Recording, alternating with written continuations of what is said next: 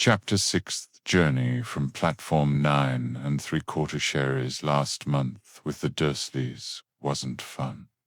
True, Dudley was now so scared of Harry he wouldn't stay in the same room, while Aunt Petunia and Uncle Vernon didn't shut Harry in his cupboard, force him to do anything, or shout at him. In fact, they didn't speak to him at all. Half terrified, half furious, they acted as though any chair with Harry in it were empty. Although this was an improvement in many ways, it did become a bit depressing after a while. Depressing, he calls it. How quaint. Potter has yet to learn that some prisons have no locks. Some chains make no sound. The Dursleys have crafted him a cage of silence, and he paces it, bewildered, because the bars are made of empty air. They have made him a non-person in his own home. A strategy more psychologically devastating than any childish blow from that gargantuan nephew of theirs. Harry kept to his room, with his new owl for company.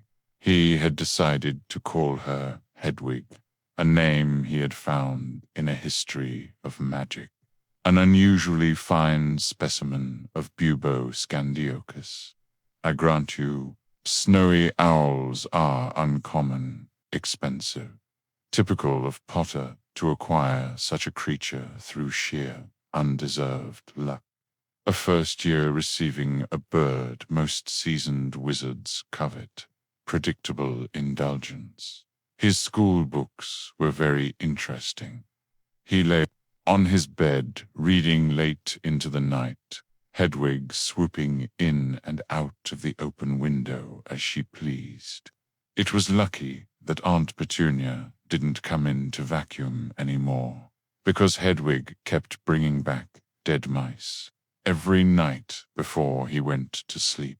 Harry ticked off another day on the piece of paper he had pinned to the wall, counting down to September the 1st.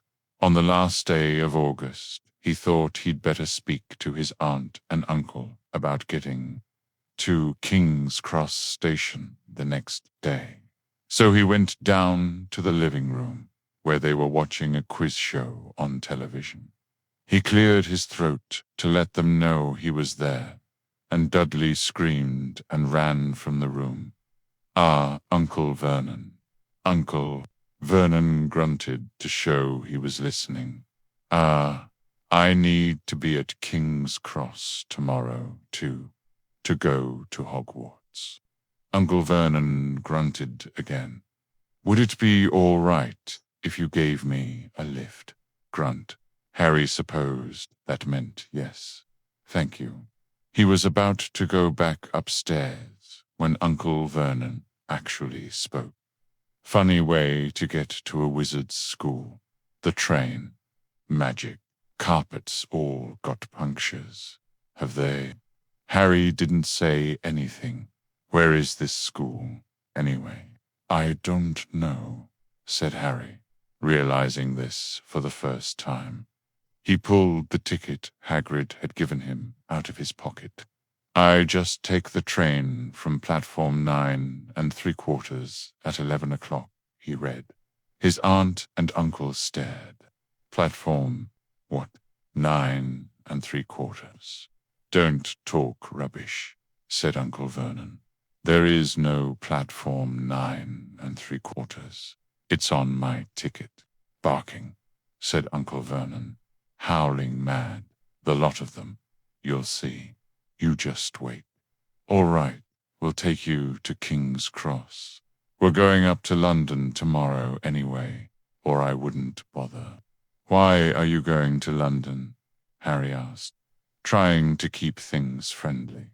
"Taking Dudley to the hospital," growled Uncle Vernon. "Got to have that ruddy tail removed before he goes to sportings." Harry woke at 5 o'clock the next morning and was too excited and nervous to go back to sleep. He got up and pulled on his jeans because he didn't want to walk into the station in his wizard's robes. He'd change on the train. He checked his Hogwarts list yet again to make sure he had everything he needed, saw that Hedwig was shut safely in her cage, and then paced the room, waiting for the Dursleys to get up. 2 hours later, Harry's huge, heavy trunk had been loaded into the Dursleys' car. Aunt Petunia had talked Dudley into sitting next to Harry, and they had set off. They reached King's Cross at 10:30. Uncle Vernon dumped Harry's trunk onto a cart and wheeled it into the station for him. Harry thought this was strangely kind, until Uncle Vernon stopped dead, facing the platforms with a nasty grin on his face. "Well, there you are, boy. Platform 9, Platform 10. Your platform should be somewhere in the middle, but they don't seem to have built it yet, do they?" He was quite right, of course. There was a big plastic number 9 over one platform, and a big plastic number 10 over the one next to it. And, in the middle, nothing at all. "Have a good term," said Uncle Vernon with an even nastier smile. He left without another word.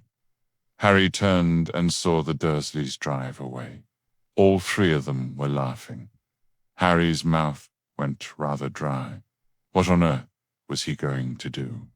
He was starting to attract a lot of funny looks because of Hedwig. He'd have to ask someone. He stopped a passing guard, but didn't dare mention platform 9 3/4. The guard had never heard of Hogwarts, and when Harry couldn't even tell him what part of the country it was in, he started to get annoyed, as though Harry was being stupid on purpose. Getting desperate, Harry asked for the train that left 11 o'clock, but the guard said there wasn't one. In the end, the guard strode away, muttering about time wasted.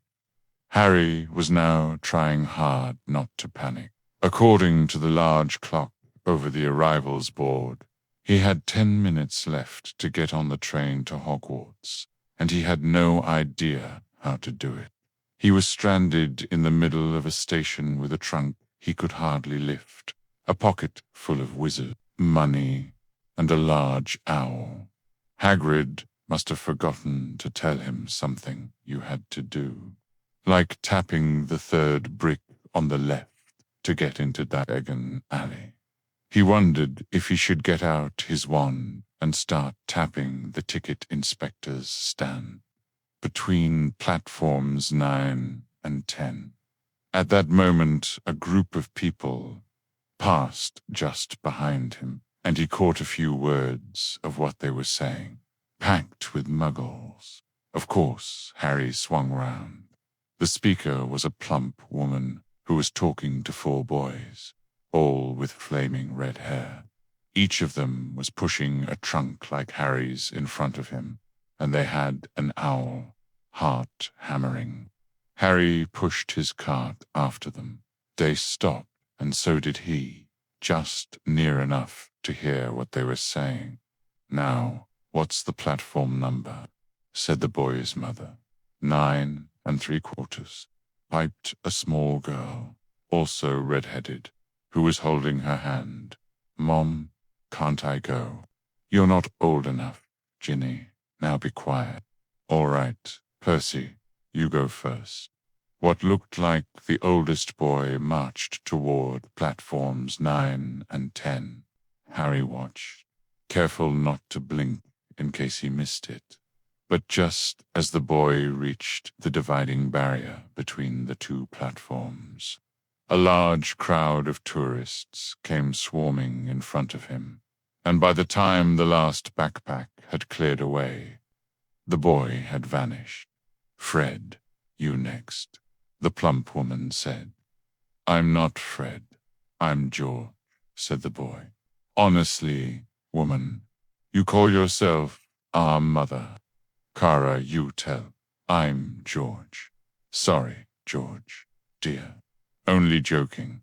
I am Fred, said the boy, and off he went.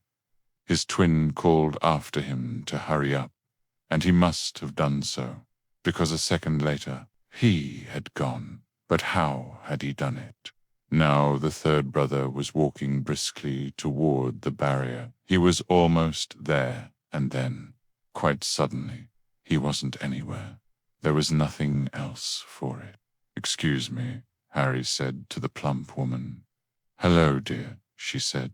First time at Hogwarts. Ron's new to him. She pointed at the last and youngest of her sons. He was tall, thin, and gangling, with freckles, big hands and feet, and a long nose. Yes, said Harry. The thing is, I don't know how to get onto the platform, she said kindly, and Harry nodded. Not to worry, she said. All you have to do is walk straight at the barrier between platforms 9 and 10. Don't stop and don't be scared. You'll crash into it. That's very important. Best do it at a bit of a run if you're nervous. Go on. Go now, before Ron. Okay, said Harry. He pushed his trolley around and stared at the barrier. It looked very solid. He started to walk toward it. People jostled him on their way to platforms 9 and 10. Harry walked more quickly. He was going to smash right into that barrier, and then he'd be in trouble leaning forward on his cart. He broke into a heavy run. The barrier was coming. Nearer and nearer, he wouldn't be able to stop. The cart was out of control. He was a foot away. He closed his eyes, ready for the crash. It didn't come. He kept on running. He opened his eyes. A scarlet steam engine was waiting next to a platform packed with people. A sign overhead said Hogwarts Express, 11 o'clock. Harry looked behind him and saw a wrought iron archway where the barrier had been, with the words Platform 9 3/4 on it. He had done it. A monument to wizarding sentimentality and architectural absurdity. Naturally, I discovered it alone in my first time. Unlike certain celebrated infants, I did not require a horde of ginger sycophants or a weeping half-giant to locate a brick wall. I saw them, of course. Potter, Black, Lupin, already swaggering like miniature warlords near the engine, hexing first years for sport. Lupin looked peaky. Black preened Potter, adjusted his collar like the strutting cockatrice he was. Lily stood apart, reed insensible, my sole comfort. Knowing the barrier's magic was complex enough to confound the average dunderhead, a subtle, rotating enchantment, woven with spatial compression charms and a dash of confundus residue, far more elegant than the Ministry's ham-fisted memory charms. A shame its sole purpose is ferrying children towards 7. Years of institutionalized chaos. Smoke from the engine drifted over the heads of the chattering crowd, while cats of every color wound here and there between their legs. Owls hooted to one another in a disgruntled sort of way over the babble and the scraping of heavy trunks. The first few carriages were already packed with students, some hanging out of the window to talk to their families, some fighting over seats. Harry pushed his cart off down the platform in search of an empty seat. He passed a round-faced boy who was saying, "Gran, I've lost my toad again." "Oh, Neville," He heard the old woman sigh. Long bottom. Hereditary incompetence manifest. A toad, notoriously useless, familius, sluggish, disloyal, perpetually damp. That he loses it repeatedly proves magical atrophy runs deep in that bloodline. His grandmother's sigh says more than volumes ever could. Resignation to generational disappointment. A boy with dreadlocks was surrounded by a small crowd. Give us a look, Lee. Go on. The boy lifted the lid of a box in his arms, and the people around him shrieked and yelled as something inside poked out a long, hairy leg.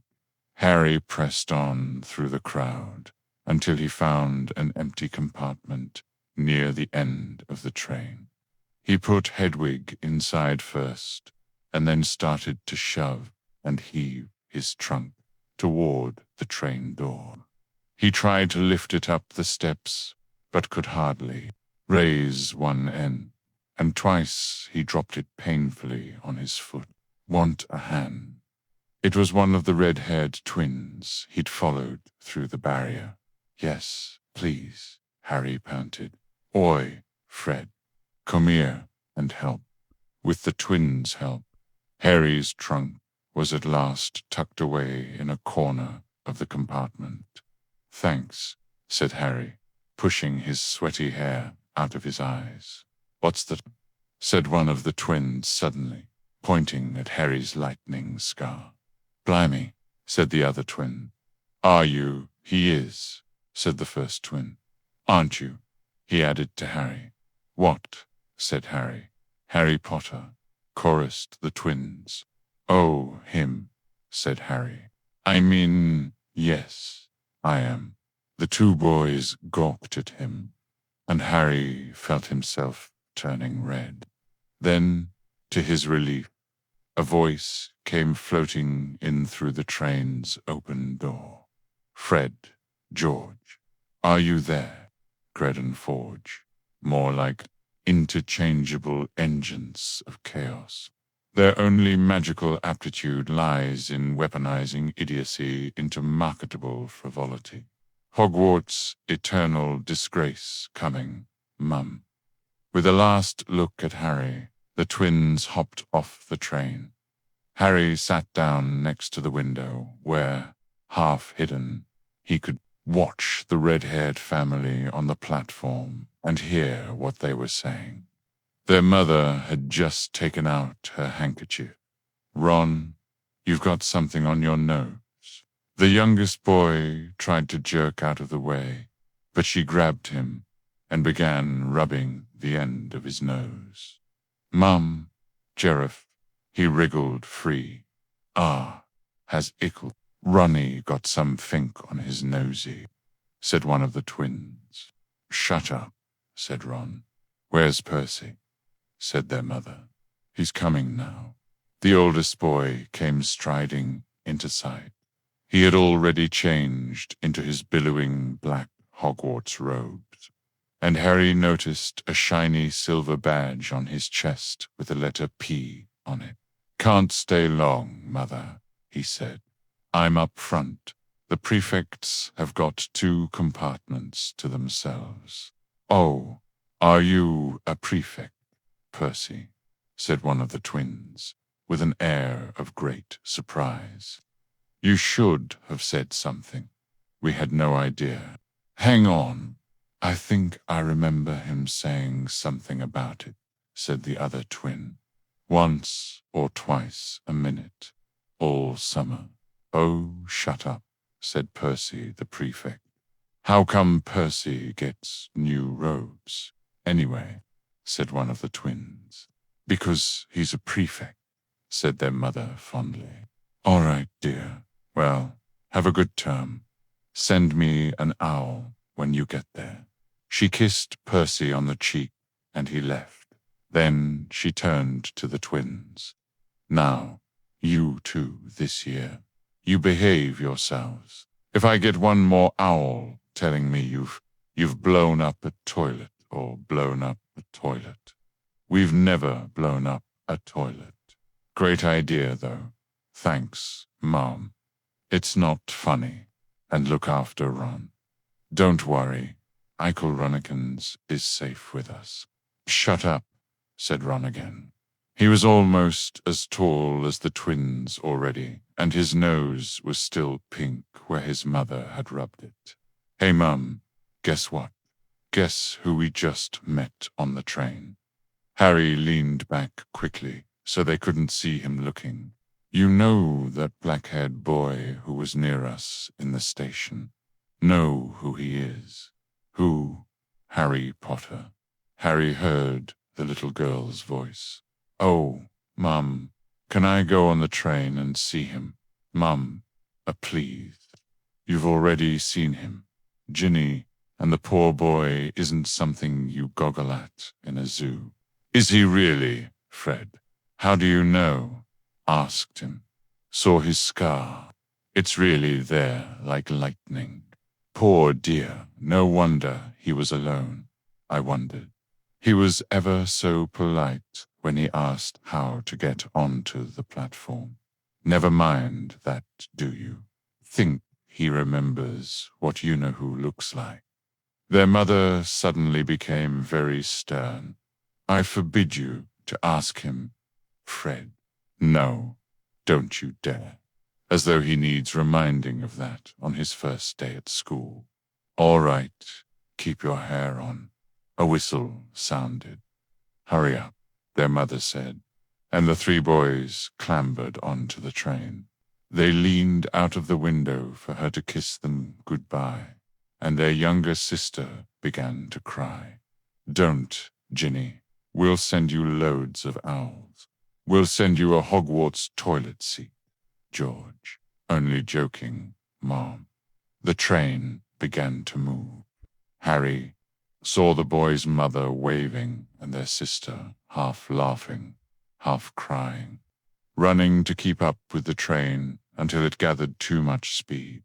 Then she fell back and waved. Harry watched the girl and her mother disappear as the train rounded the corner. Houses flashed past the window. Harry felt a great leap of excitement. He didn't know what he was going to, but it had to be better than what he was leaving behind. I remember like yesterday the first time I got on the train. My trunk scraped the flagstones, cheap leather against old stone. Beside me, her trunk bumped mine, newer, brighter, a single daisy sticker clinging near the latch. Lily Evans. Her shoulder brushed my patched sleeve as we walked, not away from Petunia's pinched glare, but toward the shimmering barrier. Pure-blood eyes followed us, Malfoy's sneer, Black's lazy curiosity. Potter's stare burned hottest. She didn't flinch, didn't hurry, just matched my step, her silence a shield against their gilded scorn. She took my hand to board this very train. The door of the compartment slid open, and the youngest red-headed, Boykim.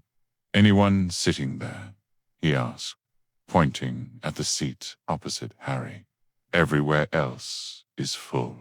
Harry shook his head, and the boy sat down. He glanced at Harry and then looked quickly out of the window, pretending he hadn't looked. Harry saw he still had a black mark on his nose. Hey, Ron. The twins were back. Listen, we're going down the middle of the train. Lee Jordan's got a giant tarantula down there. Right, mumbled Ron. Harry, said the other twin, did we introduce ourselves? Fred and George Weasley. And this is Ron, our brother. See you later, then. Bye, said Harry and Ron. The twins slid the compartment door shut behind them. Are you really Harry Potter? Ron blurted out. Harry nodded. Oh, well, I thought it might be one of Fred and George's jokes, said Ron. And have you really got, He pointed at Harry's forehead. Harry pulled back his bangs to show the lightning scar. Ron stared. "So that's where you-know-who, yes?" said Harry. "But I can't remember it." "Nothing," said Ron eagerly. "Well, I remember a lot of green light, but nothing else." Of course, he remembers the light, the color, but not her screams, not her body, not the way she begged. No, Potter clings to his scar like a trophy, while the true horror of that night rots in the memories of those who actually loved her. "Wow," said Ron. He sat and stared at Harry for a few moments. Then, as though he had suddenly realized what he was doing, he looked quickly out of the window again. "Are all your family wizards?" asked Harry, who found Ron just as interesting as Ron found him. The Weasleys, a clan of ginger mediocrity, breeding like gnomes and multiplying their idiocy with each generation. Marley's cooking is the only magic they've mastered, and even that's debatable. Yes, I think so," said Ron. "I think Mum's got a second cousin who's an accountant, but we never talk about him. So you must know loads of magic already." The Weasleys were clearly one of those old wizarding families the pale boy in Diagon Alley had talked about. "I heard you went to live with Muggles," said Ron. "What are they like?" "Horrible. Well, not all of them. My aunt and uncle and cousin are, though. Wish I'd had 3 wizard brothers." "5, said Ron. For some reason, he was looking gloomy. "I'm the 6th in our family to go to Hogwarts. You could say I've got a lot to live up to. Bill and Charlie have already left. Bill was head boy and Charlie was captain of Quidditch. Now Percy's a prefect. Fred and George mess around a lot, but they still get really good marks and everyone thinks they're really funny. Everyone expects me to do as well as the others, but if I do, it's no big deal, because they did it first. You never get anything new, either, with 5 brothers. I've got Bill's old robes, Charlie's old wand, and Percy's old rat." Ron reached inside his jacket and pulled out a fat grey rat, which was asleep. "His name's Scabbers, and he's useless. He hardly ever wakes up. Percy got an owl from my dad for being made a prefect, but they couldn't I got Scabbers instead." Ron's ears went pink. He seemed to think he'd said too much, because he went back to staring out of the window at Harry. Didn't think there was anything wrong with not being able to afford an owl. After all, he'd never had any money in his life until a month ago. And he told Ron so, all about having to wear Dudley's old clothes and never getting proper birthday presents. This seemed to cheer Ron up, and until Hagrid told me, I didn't know anything about being a wizard, or about my parents, or Voldemort. Ron gasped. "What?" said Harry. "You said you-know-whose name," said Ron, sounding both shocked and impressed. "I'd have thought you of all people. I'm not trying to be brave or anything, saying the name," said Harry. "I just never knew you shouldn't. See what I mean? I've got loads to learn. I bet," he added, voicing for the first time something that had been worrying him a lot lately. "I bet I'm the worst in the class. You won't be. There's loads of people who come from Muggle families, and they learn quick enough." While they had been talking, The train had carried them out of London. Now they were speeding past fields full of cows and sheep. They were quiet for a time, watching the fields and lanes flick past. Around 12:30, there was a great clattering outside in the corridor, and a smiling, dimpled woman slid back their door and said, "Anything off the cart, dears?" Harry, who hadn't had any breakfast, leaped to his feet. But Ron's ears went pink again, and he muttered that he'd brought sandwiches. Harry went out into the corridor. He had never had any money for candy with the Dursleys, and now that he had pockets rattling with gold and silver, he was ready to buy as many Mars bars as he could carry. But the woman didn't have Mars bars.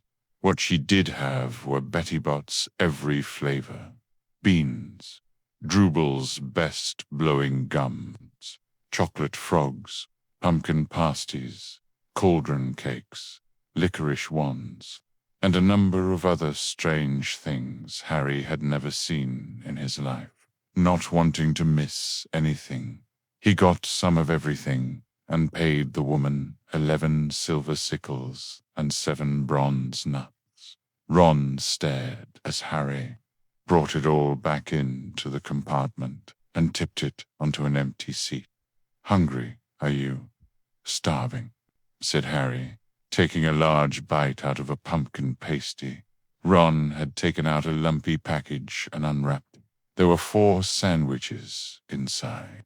He pulled one of them apart and said, "She always forgets I don't like corned beef."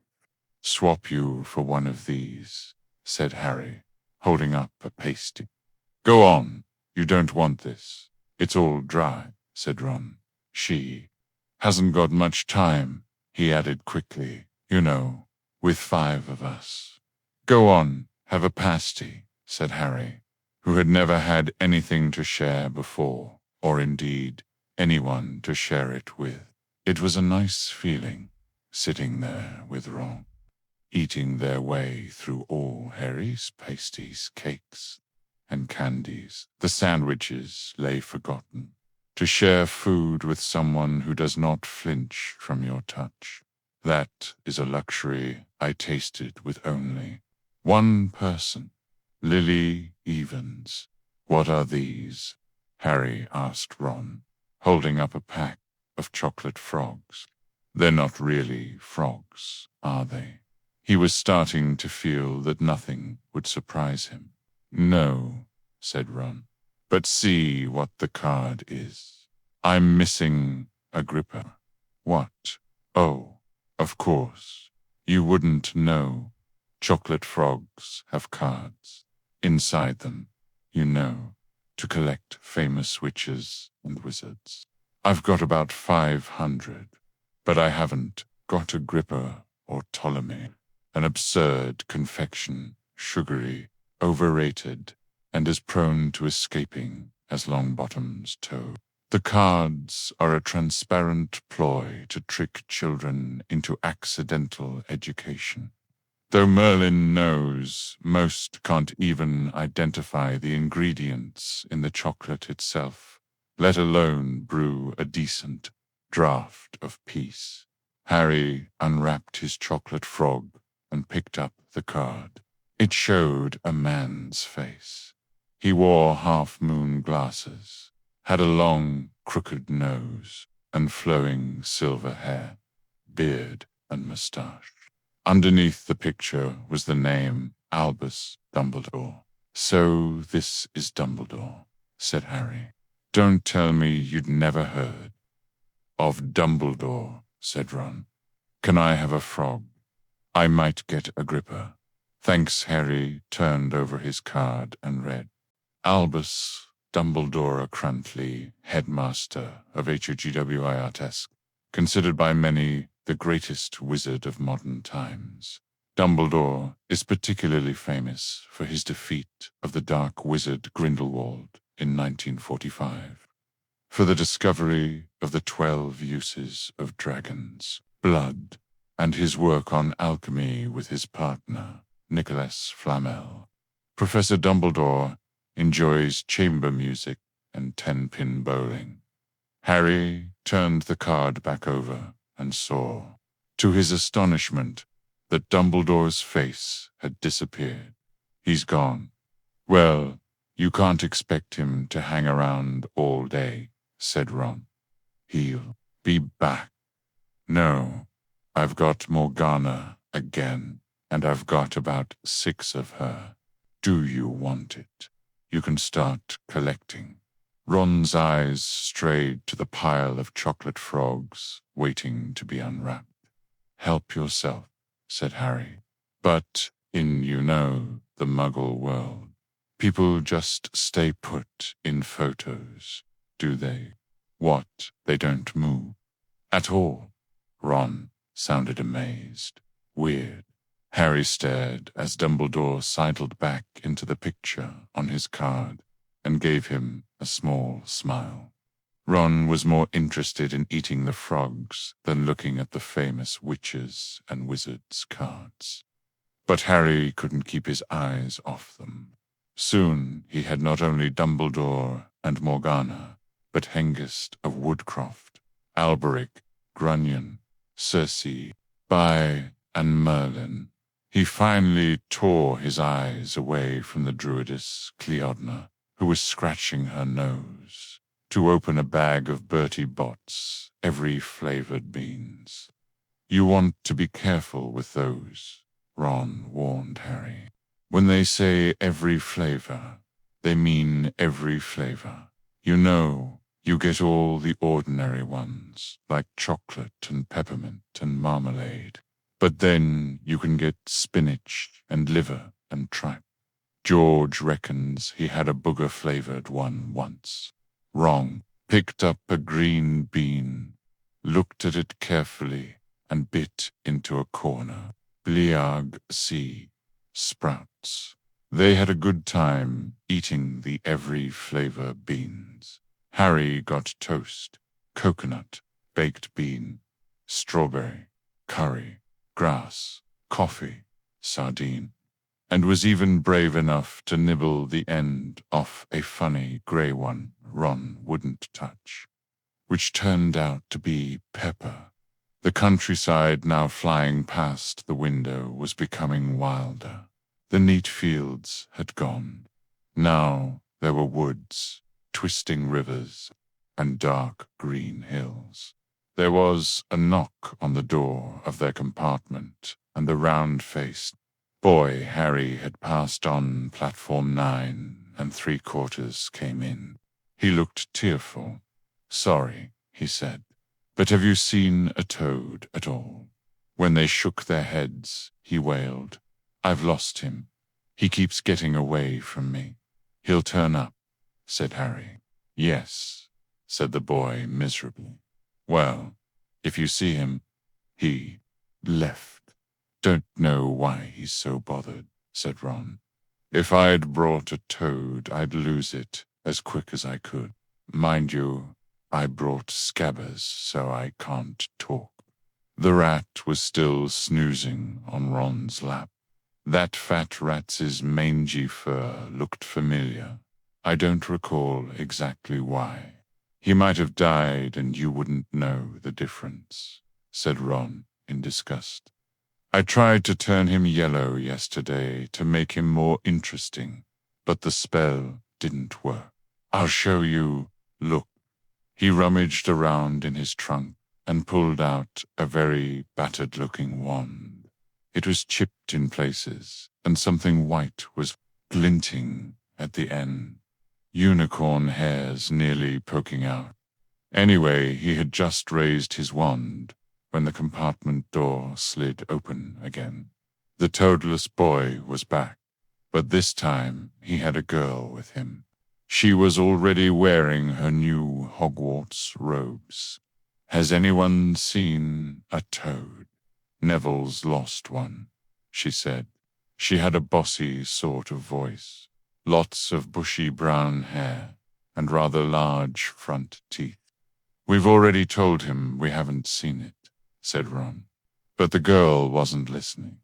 She was looking at the wand in his hand. Oh, are you doing magic? Let's see it, then. She sat down. Ron looked taken aback. Ah, all right. He cleared his throat. Sunshine, daisies, buttermellow, turn this stupid, fat rat yellow. He waved his wand, but nothing happened. Scabbers stayed grey and fast asleep. Are you sure that's a real spell? Said the girl. Well, it's not very good, is it? I've tried a few simple spells just for practice, and it's all worked for me. Nobody in my family's magic at all.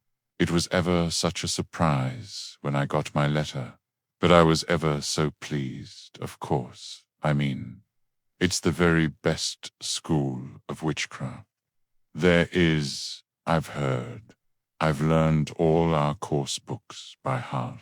Of course, I just hope it will be enough. I'm Hermione Granger, by the way. Who are you? She said all this very fast. Harry looked at Ron and was relieved to see by his stunned face that he hadn't learned all the course books by heart either. I'm Ron Weasley, Ron muttered. Harry Potter, said Harry. Are you really? Said Hermione. I know all about you. Of course, I got a few extra books for background reading. And you're in modern magical history and the rise and fall of the dark arts and great wizarding events of the 20th century. Insufferable swap.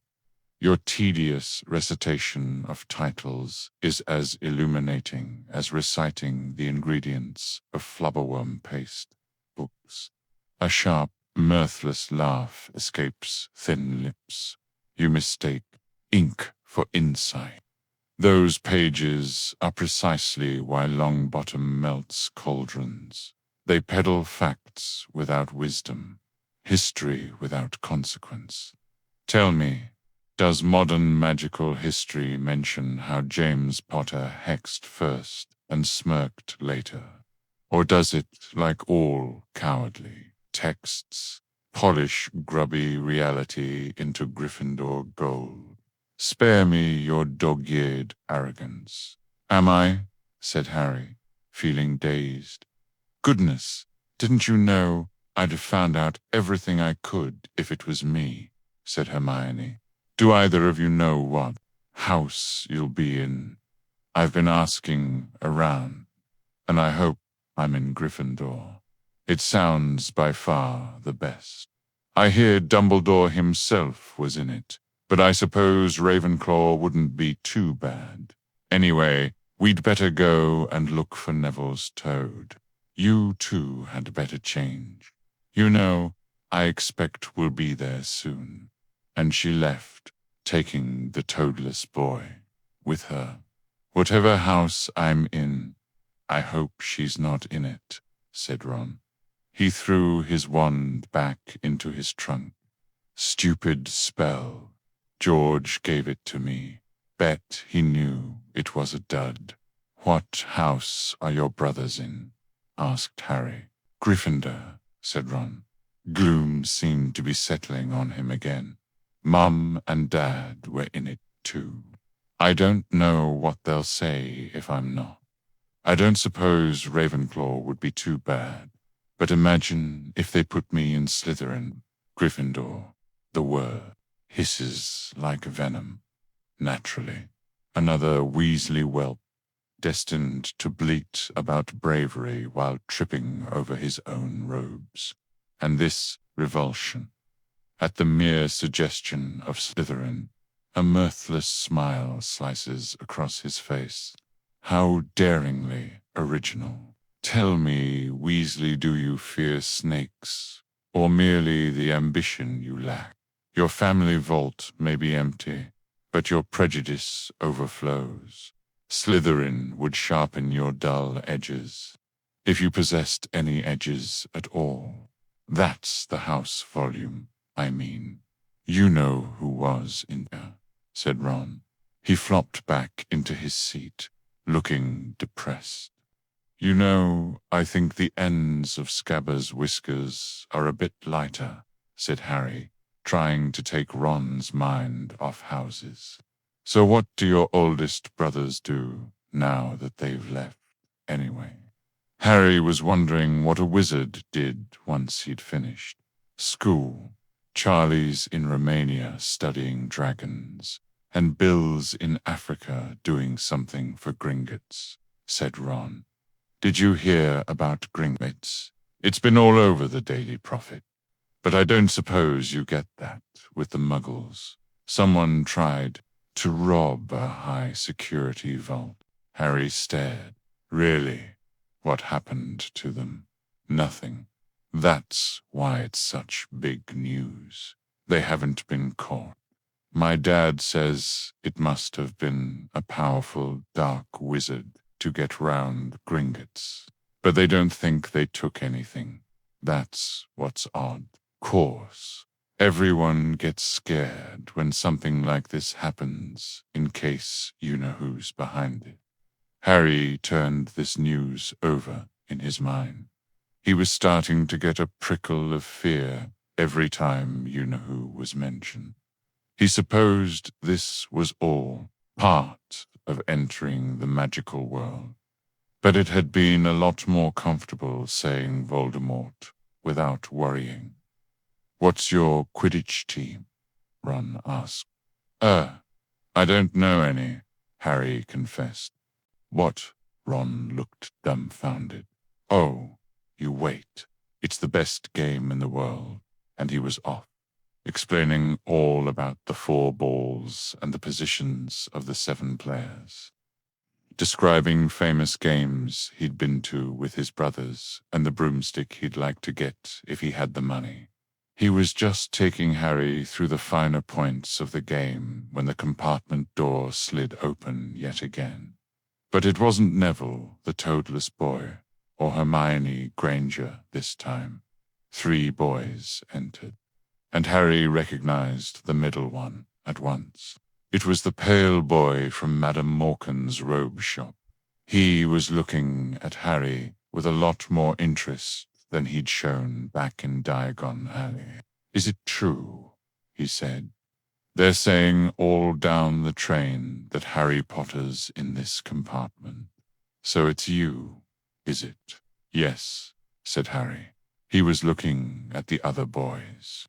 Both of them were thick-set and looked extremely mean. Standing on either the side of the pale boy, they looked like bodyguards. Oh, this is Crabbe and this is Goyle, said the pale boy carelessly, noticing where Harry was looking. And my name's Malfoy, Draco Malfoy. That effortless superiority, the way he makes Potter lean in, pure-blood theatre. One recognizes the art Lucius perfected it during the Dark Lord's ascendancy. Pity the dark arts are currently unfashionable. Ron gave a slight cough, which might have been hiding a snigger. Draco Malfoy looked at him. Think my name's funny, do you? No need to ask who you are.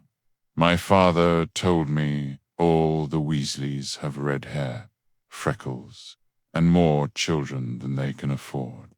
He turned back to Harry. You'll soon find out some wizarding. Families are much better than others, Potter. You don't want to go making friends with the wrong sort. I can help you there. He held out his hand to shake Harry's, but Harry didn't take it. I think I can tell who the wrong sort are for myself. Thanks, he said coolly. Draco Malfoy didn't go red, but a pink tinge appeared in his pale cheeks. I'd be careful if I were you, Potter, he said slowly. Unless you're a bit politer, you'll go the same way as your parents. They didn't know what was good for them, either. You hang round with riffraff like the Weasleys and that Hagrid, and it'll rub off on you. Both Harry and Ron stood up. Say that again, Ron said, his face as red as his hair. "Oh, you're going to fight us, are you?" Malfoy sneered. "Unless you get out now," said Harry, more bravely than he felt, because Crabbe and Goyle were a lot bigger than him or Ron. "But we don't feel like leaving, do we, boys? We've eaten all our food and you still seem to have some." Goyle reached toward the chocolate frogs next to Ron. Ron leaped forward, but before he'd so much as touched Goyle, Goyle let out a horrible yell. Scabbers the rat was hanging off his finger. Sharp little teeth sunk deep into Goyle's knuckle. Crabbe and Malfoy backed away as Goyle swung Scabbers round and round, howling. And when Scabbers finally flew off and hit the window, all three of them disappeared at once. Perhaps they thought there were more rats lurking among the sweets. Or perhaps they'd heard footsteps, because a second later, Hermione Granger had come in. "What has been going on?" she said, looking at the sweets all over the floor and Ron picking up Scabbers by his tail. "I think he's been knocked out," Ron said to Harry. He looked closer at "No, I don't believe it. He's gone back to sleep." And so he had. "You've met Malfoy before." Harry explained about their meeting in Diagon Alley. "I've heard of his family," said Ron. "They were some of the first to come back to our side after you-know-who disappeared. Said they'd been bewitched. My dad doesn't believe it. He says Malfoy's father didn't need an excuse to go over to the dark side." He turned to Hermione. "Can we help you with something, Lucius Malfoy?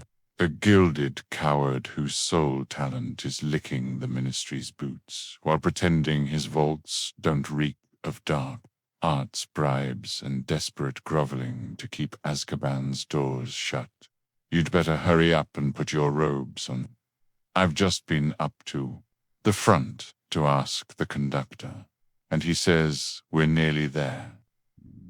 You haven't been fighting, have you? You'll be in trouble before we even get there." "Scabbers has been fighting, not us," said Ron, scowling at him. "Would you mind leaving while we change?" "All right, I only came in here because people outside are behaving very childishly, racing up and down the corridors," said Hermione in a sniffy voice. "And you've got dirt on your nose. By the way, did you know?" Ron glared at her as she left. Harry peered out of the window. It was getting dark. He could see mountains and forests under a deep purple sky. The train did seem to be slowing down. And Ron took off their jackets and pulled on their long black robes. Ron's were a bit short for him. You could see his sneakers underneath them. A voice echoed through the train. "We will be reaching Hogwarts in 5 minutes' time. Please leave your luggage on the train. It will be taken to the school separately." Harry's stomach lurched with nerves, and Ron, he saw, looked pale under his freckles. They crammed their pockets with the last of the sweets and joined the crowd. Thronging the corridor, the train slowed right down and finally stopped. People pushed their way toward the door and out onto a tiny, dark platform. Harry shivered in the cold night air. Then a lamp came bobbing over the heads of the students, and Harry heard a familiar voice. Furs years over here. All right there, Harry." Hagrid's big, hairy face beamed over the sea of heads. "Come on, follow me. Any more furs years? Mind your step now." Fur's years, follow me. Slipping and stumbling, they followed Hagrid down what seemed to be a steep, narrow path. It was so dark on either side of them that Harry thought there must be thick trees there. Nobody spoke much. Neville, the boy who kept losing his toad, sniffed once or twice. "They'll all get your furs, sight Hogwarts in a sec," Hagrid called over his shoulder. "Just round this bend here." There was a loud ooh. The narrow path had opened suddenly onto the edge of a great black take. Perched atop a high mountain on the other side, its windows sparkling in the starry sky, was a vast castle with many turrets and towers. "No mourn for to a boat," Hagrid called, pointing to a fleet of little boats sitting in the water by the shore. Harry and Ron were followed into their boat by Neville and Hermione. "Everyone in," shouted Hagrid, who had a boat to himself. Right then forward. Ah, yes, the boats. Because nothing says prestigious wizarding institution like herding children across a lake like a flock of dim-witted Greendellows. One might think the founders could have managed a bridge, or Merlin forbid a simple apparition point. But no, we must preserve this ludicrous tradition of soggy first years, shivering in glorified tubs, while the giant oaf bellows at them like a drunken sailor, and the fleet of little boats moved off all at once, gliding across the lake, which was as smooth as glass. Everyone was silent, staring up at the great castle overhead. It towered over them as they sailed nearer and nearer to the cliff on which it stood. "Heads down," yelled Hagrid as the first boats reached the cliff. They all bent their heads, and the little boats carried them through a curtain of ivy that hid a wide opening in the cliff face. They were carried along a dark tunnel, which seemed to be taking them right underneath the castle, until they reached a kind of underground harbor, where they clambered out onto rocks and pebbles. "Oi, you there, is this your toad?" said Hagrid, who was checking the boats as people climbed out of them. "Trevor," cried Neville blissfully, holding out his hands. Then they clambered up a passageway in the rock after Hagrid's lamp, coming out at last onto smooth, damp grass right in the shadow of the castle. They walked up a flight of stone steps and crowded around the huge oak front door. "Everyone here, you there, still got your toad?" Hagrid raised a gigantic fist and knocked 3 times on the castle door.